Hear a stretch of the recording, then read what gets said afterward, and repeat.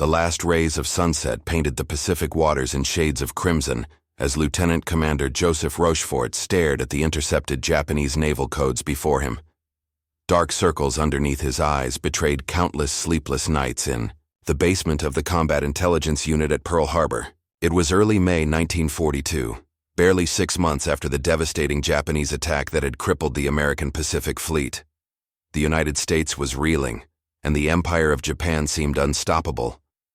"They're planning something big," Rochefort muttered to his cryptanalyst team.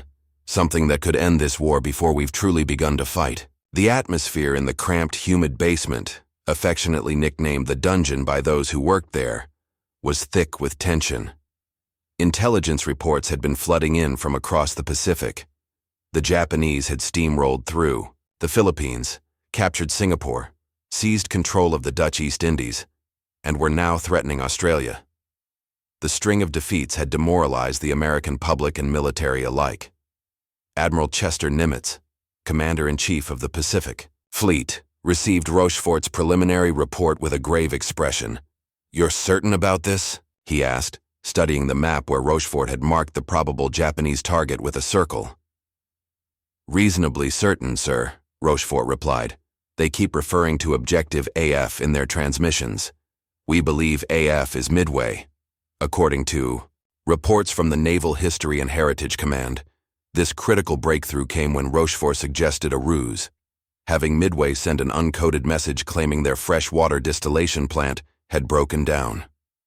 When Japanese communications subsequently mentioned that AF was having water problems, the Americans had their confirmation. Thousands of miles away, across the vast expanse of the Pacific, Admiral Isoroku Yamamoto sat aboard his flagship, the Yamato, the largest battleship ever constructed.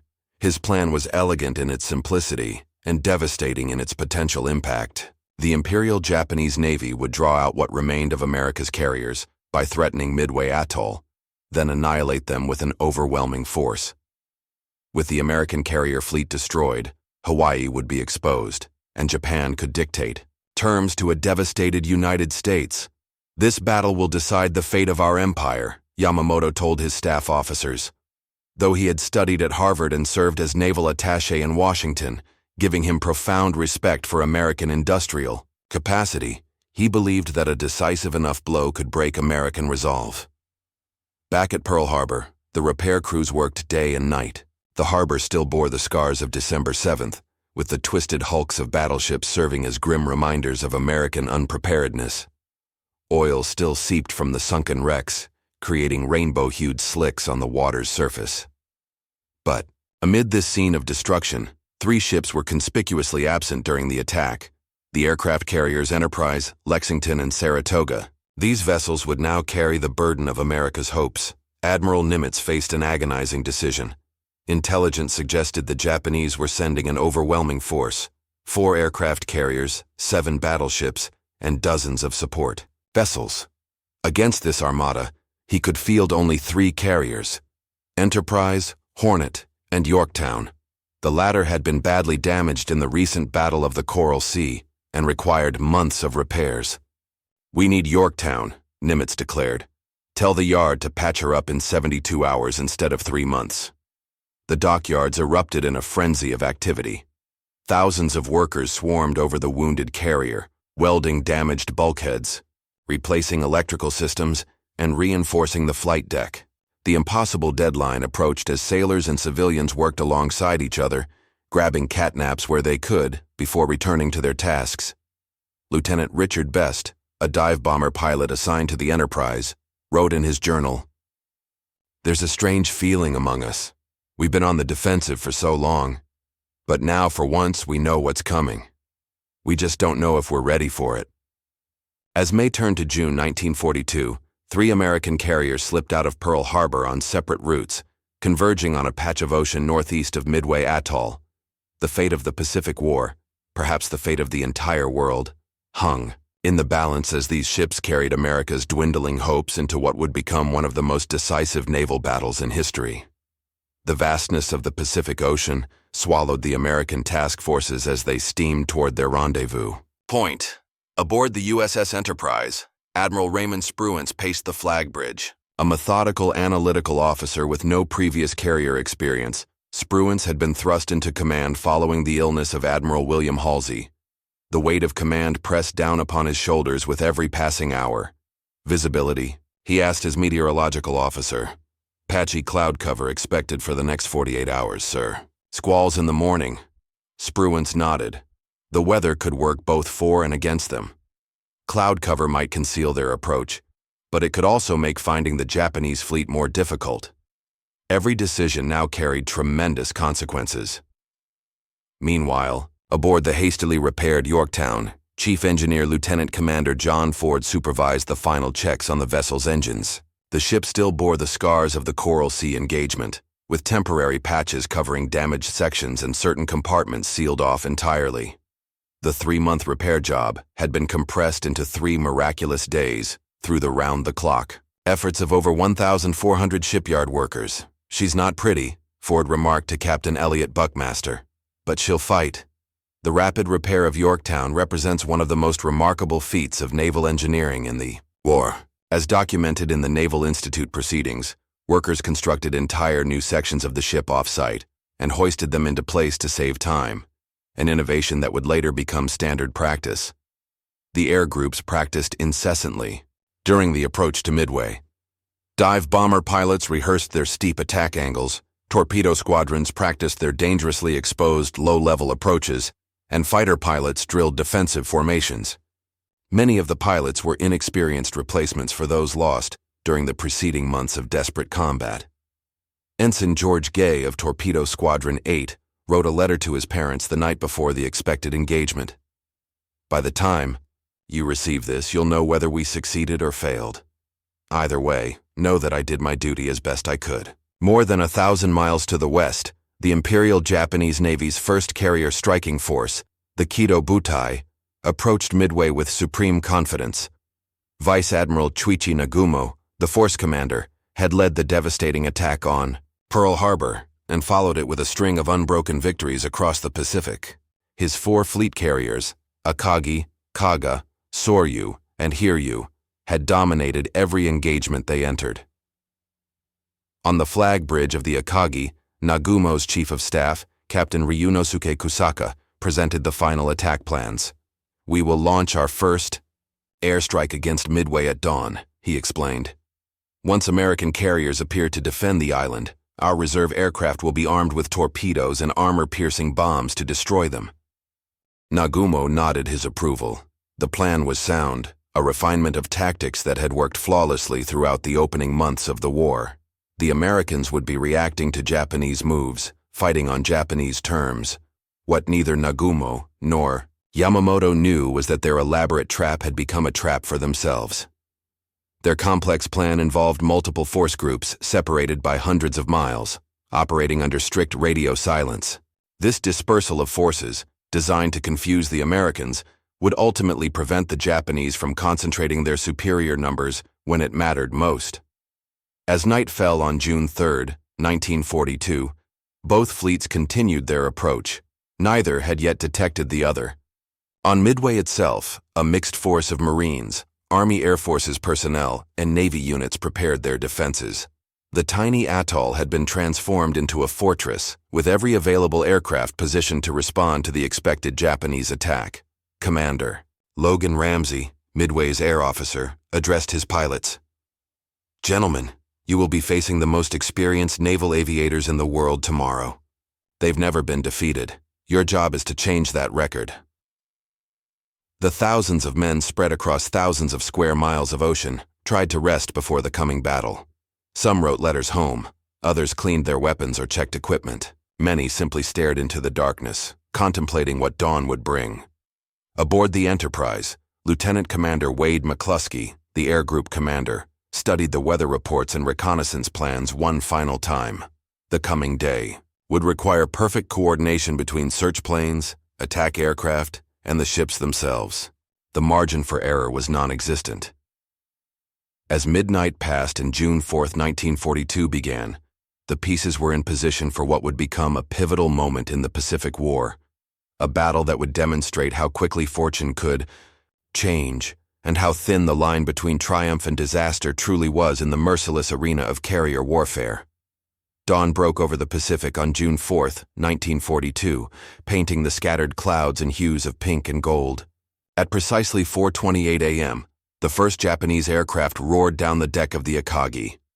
One after another, bombers and fighters from all 4 Japanese carriers climbed into the early morning sky, forming up for their attack on Midway, atoll.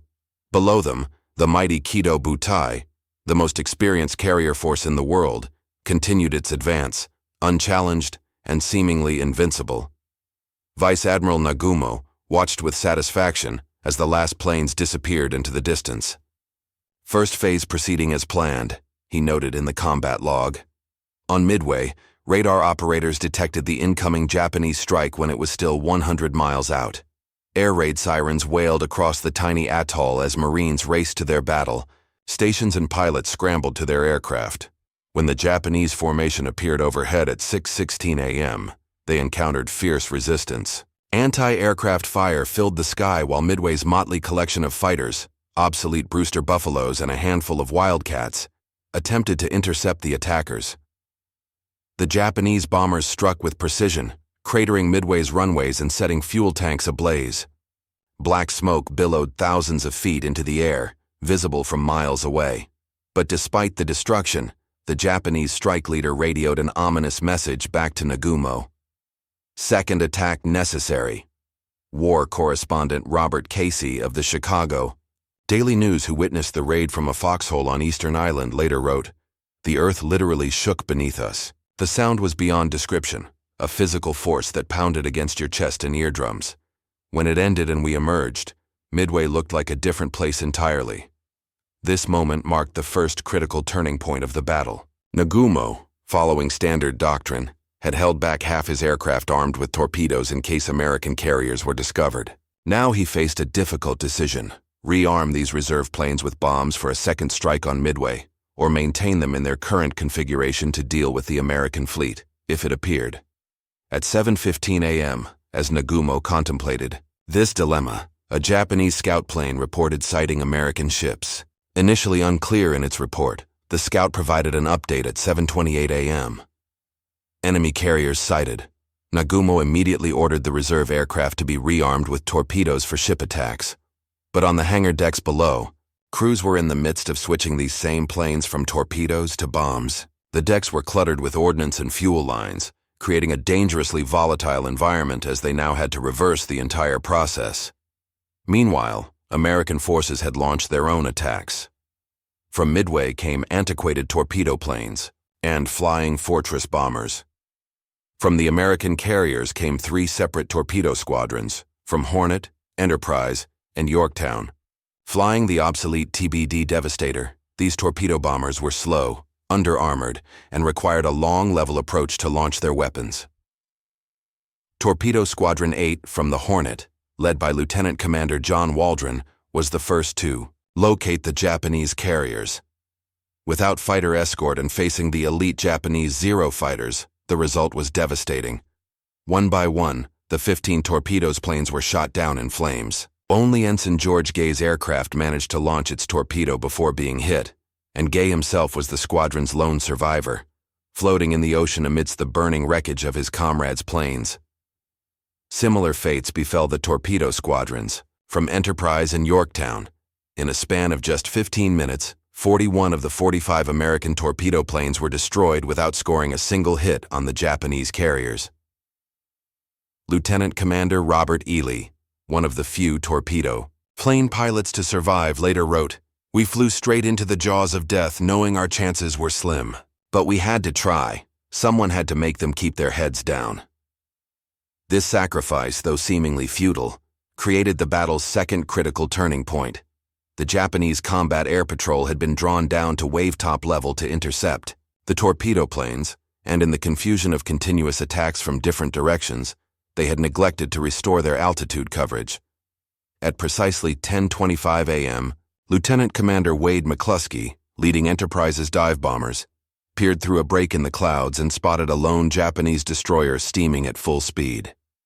Correctly surmising it was heading toward the main Japanese force, McCluskey followed its wake. Minutes later, he glimpsed the most amazing sight of his career. The 4 Japanese carriers sailing in a box formation, their decks packed with fueled and armed aircraft preparing to launch. "Carriers below," McCluskey radioed as he banked his SBD Dauntless into attack position. "Push over." In one of military history's most dramatic reversals of fortune, 3 squadrons of American dive bombers, 2 from Enterprise and 1 from Yorktown, arrived simultaneously over the Japanese carriers from different directions. In the space of just 6 minutes, 3 Japanese carriers, Akagi, Kaga, and Soryu, were transformed from mighty engines of war into floating infernos. The horrific transformation of 3 Japanese carriers into flaming wrecks occurred with such stunning swiftness that many Japanese officers could scarcely believe what they were witnessing. On the bridge of the Akagi, Admiral Nagumo watched in stunned silence as secondary explosions tore through his flagship. Captain Taijiro Aoki approached him and quietly said, "Admiral, I think we should transfer your flag to a destroyer." Nagumo nodded mechanically, his mind still struggling to process the catastrophic reversal of fortune. Just minutes earlier, he had been preparing to launch a devastating counterstrike against the American carriers. Now, his mighty force was being consumed by flames. Aboard the Hiryu, the only surviving Japanese carrier, Rear Admiral Tamon Yamaguchi wasted no time. "Prepare all available aircraft for immediate launch," he ordered. "Target, American carriers." By 11:15 a.m., the first wave of Hiryu's aircraft was airborne, searching for the American fleet. Aboard the USS Yorktown, radar operators detected the incoming strike at a distance of 35 miles. Fighters scrambled to intercept, and anti-aircraft gunners manned their weapons. Despite the defensive screen, several Japanese dive bombers broke through. At noon, 3 bombs struck the Yorktown in quick succession, setting fires and disabling her boilers. Captain Elliot Buckmaster ordered a full stop as damage control teams fought to save the ship. "Yorktown is hit," Lieutenant Commander Oscar Peterson radioed to Admiral Fletcher. "Heavy damage, fires on 3 decks. Have lost power." Within an hour, the damage control teams had performed near miracles. Fires were extinguished, power was partially restored, and the Yorktown was making headway again, albeit at reduced speed. But fortune's wheel had not finished turning. According to the Naval Historical Foundation archives, Chief Engineer Lieutenant Commander Claude Hughes later remarked, "What those men accomplished in 60 minutes under combat conditions would normally require days in a shipyard. I've never seen such dedication." At 2:30 p.m., a second wave of attackers from the Hiryu found the wounded Yorktown. 2 torpedoes struck her port side, causing catastrophic flooding. This time, the damage was too severe. Captain Buckmaster gave the order, "Abandon ship." As sailors lowered wounded comrades into life rafts, Admiral Fletcher transferred his flag to the cruiser Astoria. The battle was not over, and he was determined to press the advantage despite the loss of one of his 3 carriers. Aboard the Enterprise, Admiral Spruance made a fateful decision. "We know where they are now," he told his operations officer. "Launch everything we've got at that last carrier." At 3:30 p.m., the Enterprise and Hornet launched a combined strike force of dive bombers, torpedo planes, and fighters. By 5 p.m., they had found their target. The Hiryu, like her sister ships earlier that day, was transformed into an inferno by multiple direct hits. Admiral Yamaguchi and Captain Tomeo Kaku chose to go down with their ship rather than face the dishonor of defeat. As night fell on June 4th, both sides took stock of the day's events. The Americans had lost 1 carrier, the Yorktown, though. She remained afloat, abandoned but still fighting to stay alive. The Japanese had lost 4 fleet carriers, the backbone of their naval aviation, along with hundreds of their most experienced pilots and aircrew. Admiral Yamamoto, receiving the catastrophic news aboard the Yamato, remained composed but recognized the strategic disaster that had befallen the Imperial Navy. "We must withdraw," he told his staff, though he briefly considered committing his powerful surface fleet to a night action against the American task force. Throughout the night, American and Japanese ships maneuvered in darkness, often passing within miles of each other without detection. Yamamoto ultimately decided against risking his remaining forces in a surface engagement. The element of surprise was lost, and without air cover, even his mighty battleships would be vulnerable to air attack when dawn broke. On the morning of June 5, 1942, American search planes confirmed that the main Japanese force was retreating westward. Spruance cautiously pursued, launching additional strikes that sank the heavy cruiser Mikuma and damaged several other vessels. Meanwhile, the abandoned Yorktown continued to stubbornly remain afloat. Salvage teams returned to the carrier on June 6th, hoping to save the wounded ship. For a brief moment, it seemed they might succeed until a Japanese submarine, I-168, penetrated the American screen of destroyers and fired 4 torpedoes. 2 struck the Yorktown, and 1 hit the destroyer Hammond alongside. The destroyer sank within minutes, while the Yorktown, having absorbed punishment beyond any reasonable expectation, finally succumbed to her wounds on the morning of June 7th. Lieutenant Commander Joseph Rochefort, whose cryptanalysis work had been instrumental in anticipating the Japanese attack, received the battle reports with quiet satisfaction in his basement office at Pearl Harbor. The intelligence advantage had been transformed into tactical victory through the courage and sacrifice of thousands of American sailors and airmen.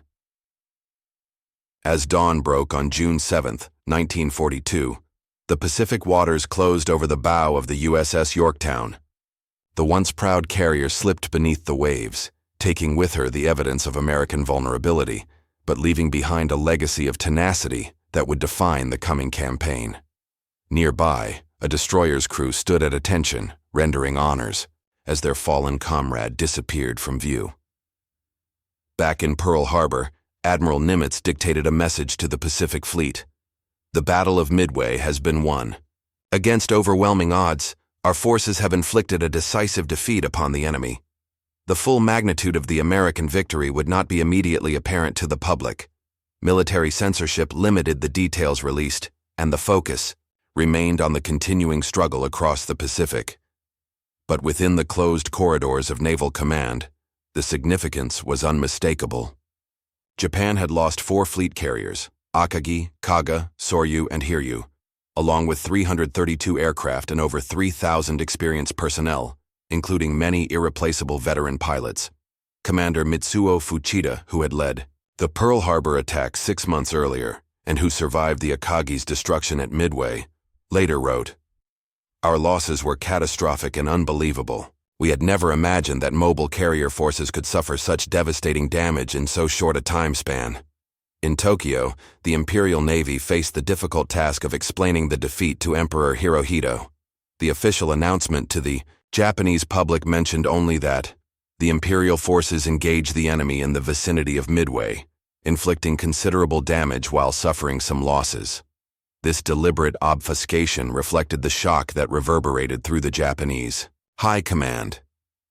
According to documents recovered after the war and cited by the U.S. Naval Institute, Admiral Matome Ugaki wrote in his diary on June 8, "This is the most serious setback for the Imperial Navy in its entire history.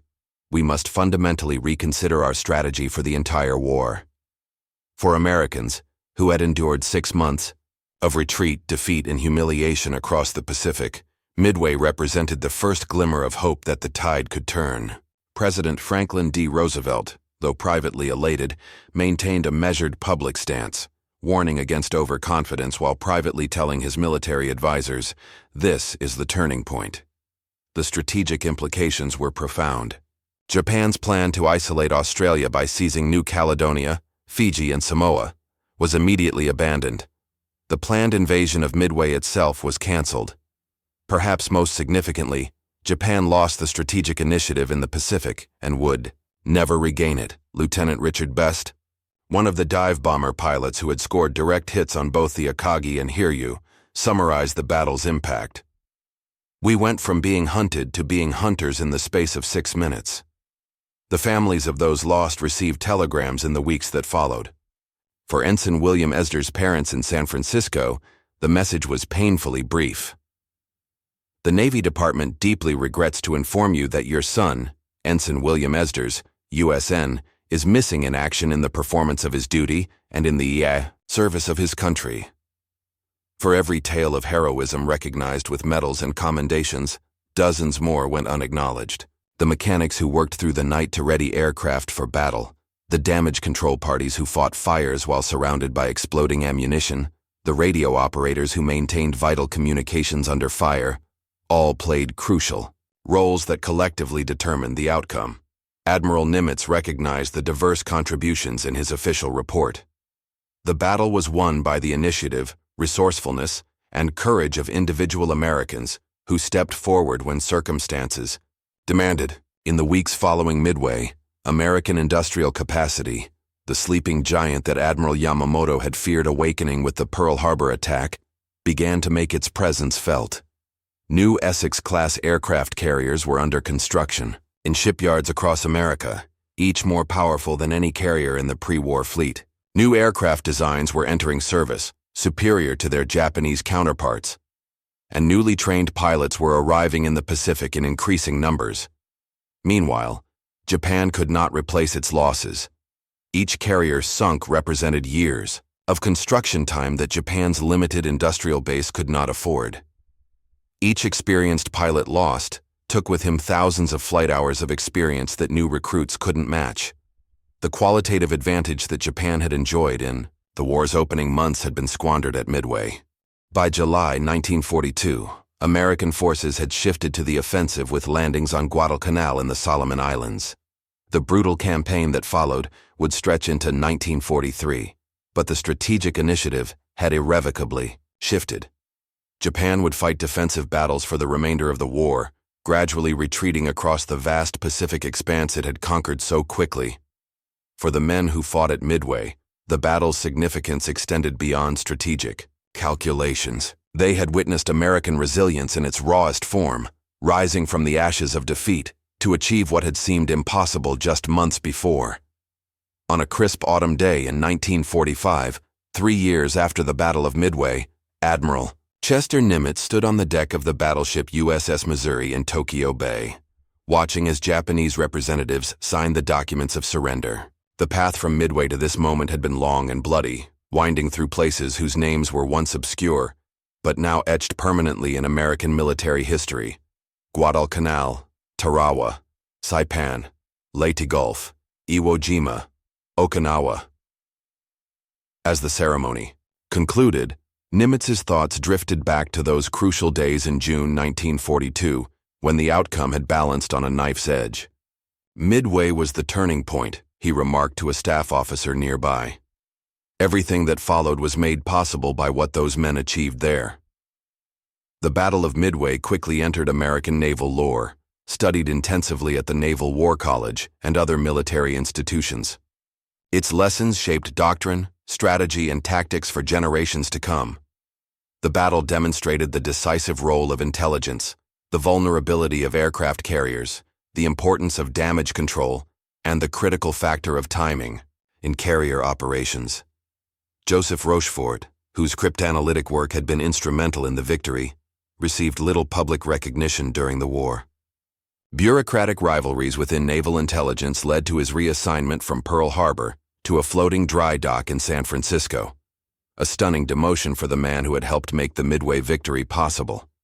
It would take until 1986, long after his death, for Rochefort to receive the Presidential Medal of Freedom in recognition of his contributions. According to declassified NSA documents released in 2017, Rear Admiral Edwin Layton later commented, "Without Rochefort's work, there would have been no victory at Midway.